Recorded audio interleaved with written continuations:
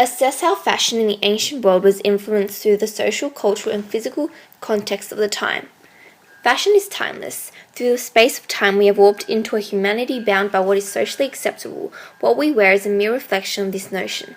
This is evident across the ancient world as these past civilizations adjusted their clothing practices to suit varying lifestyle patterns. However, particularly through fashion, we are able to understand the certain cultural, social, and physical context of the era.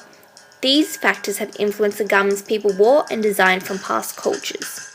Scientists are perplexed to trace when and why humans started to wear clothes. Many historians believe it was the beginning of the Ice Age, not the movie, this one, where the old Stone Age Paleolithic man decides to cover himself up from extremely cold weather, creating clothing from cotton, flax, hemp, and also primitive wear in the form of animal skins and wool. The animal hides were usually tanned in different shades to represent certain ranks and specially used for ceremonial practices.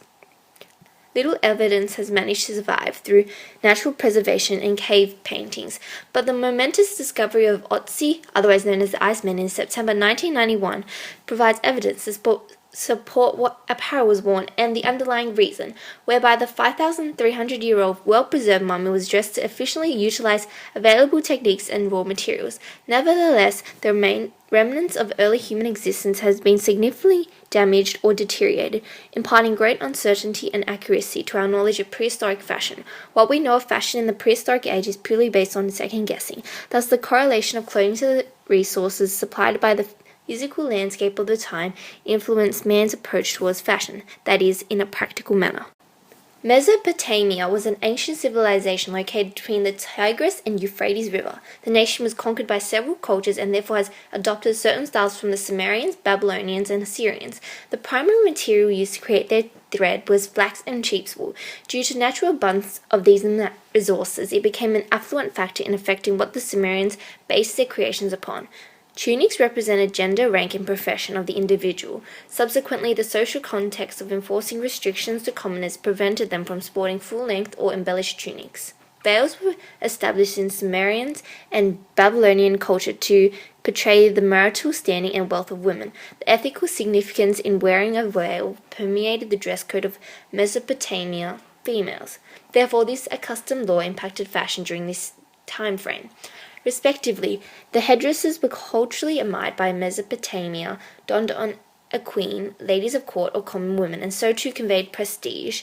From the evidence uncovered in the tomb of Queen Puabi from Ur, it revealed an elaborate headdress adorned with gold leaves and flowers. There appeared to be wool fibers dyed in a red ochre tinge from her tunic. Correspondingly, letters found from the site detailed the procedures in applying dyes, embroidery, and beading. Opening the warehouse and take out for me 20 pounds of... Open the lean-to and take out 1 jar of perfume. Hence, the above source suggests this early civilization has placed significant emphasis on social status and tradition, overall shaping their sense of style. Further, utilized their economic strength, intuitively adjusting outfits to match the climate. Egypt is split into 3 distinctive periods: the Old Kingdom, Middle Kingdom, and New Kingdom. Clothing in Egyptian society is heavily founded upon the principles of religion and a definitive divide amongst class. Linen was the foundation to any frock, as it was light and versatile, whilst wool was ruminated unclean. Cleanliness was a fundamental custom followed by Egyptians. It granted them a closer relationship to the gods. They wear linen garments, which they are especially careful to have always fresh washed. Accordingly, the extensive supply of linen and devout holiness of the people forged a lasting impression on Egyptian attire. Egyptians held strong religious beliefs intertwined in their culture. This was deeply mirrored in their ensembles. Evidently, in spiritual practices, an example is the afterlife, which required them to don specific garments, as it supposedly provided magical powers. Translated through the wearing of the leopard skin robe by priests when performing an Assyrian burial for the opening of the mouth ceremony. Our substantial knowledge of Egyptian clothing is extrapolated from Tutankhamun's tomb. It has proved to be a direct source to the ancient world. In the young pharaoh's tomb, a large inscription on the north wall depicts these events and remnants of linen, fine silks, and loincloths. In Egypt, throughout all kingdoms, men were fitted with a wrapped skirt, but the cut and finish of the shenty was dependent on social status. Scenes from the tomb of Sennacherib illustrate the pleated and simple panelled shanties the upper-class men wore, whereas women had bared a loose tunic dress referred to as a calasiris by Herodotus. They wear tunics made of linen, with fringes hanging about the legs called calasiris.